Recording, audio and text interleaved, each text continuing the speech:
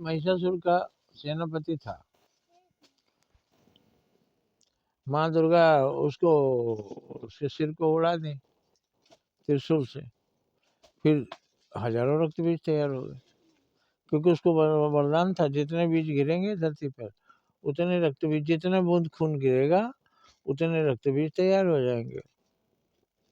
है ना अजीब बात कि हमारे यहाँ ऐसी भी कहानी लिखी है कि जितना बूंद खून गिरेगा उतने रक्त बीज तैयार हो जाएंगे।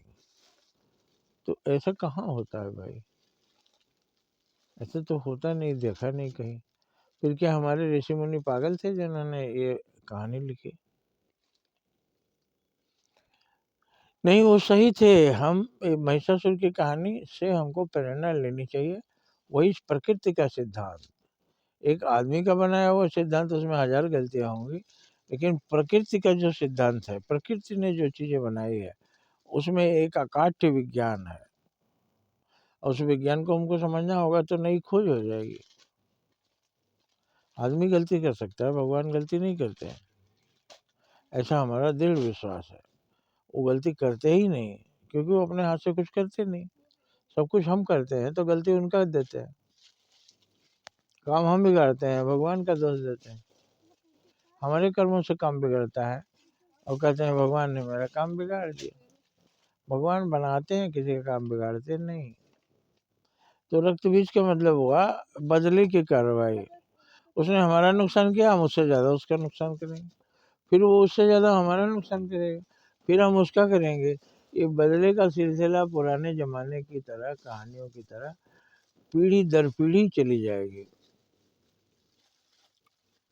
यही था अरब में मोहम्मद साहब ने देखा, लोग खून का बदला खून से लेते थे, जान के बदले जान। आज भी वहाँ फांसी है।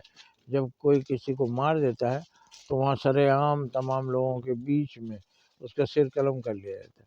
या सिर का कलम बना दिया जाता है कि लो लिखो। सिर कलम का मतलब क्या है? सिर काट दिया जाता है।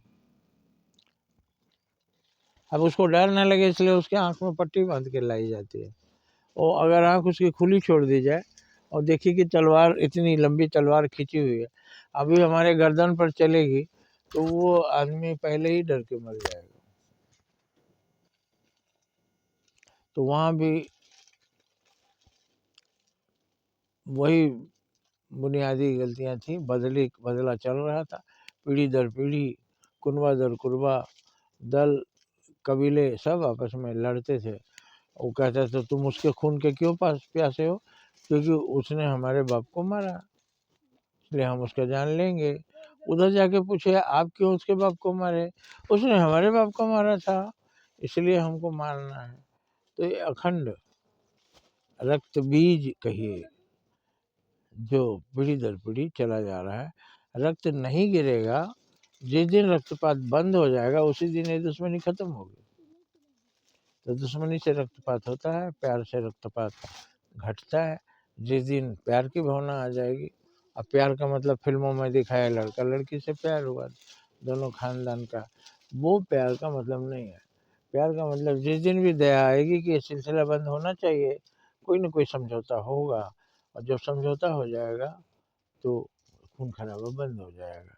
और समझौता होता है क्षतिपूर्ति से। क्षतिपूर्ति करो, हमसे गलती से हो गया आपका नुकसान, उसको मैं दे रहा हूँ, तो उसके बाद वो सिलसिला रुक जाता है। तो याद रखिए, रक्त बीज बदला लेना, रक्त बीज राक्षस के समान है। वो एक के बाद एक सिलसिला, एक के बाद एक दुश्मनी हजारों बढ़ती चली जाएगी। जय हिंद, जय भारत।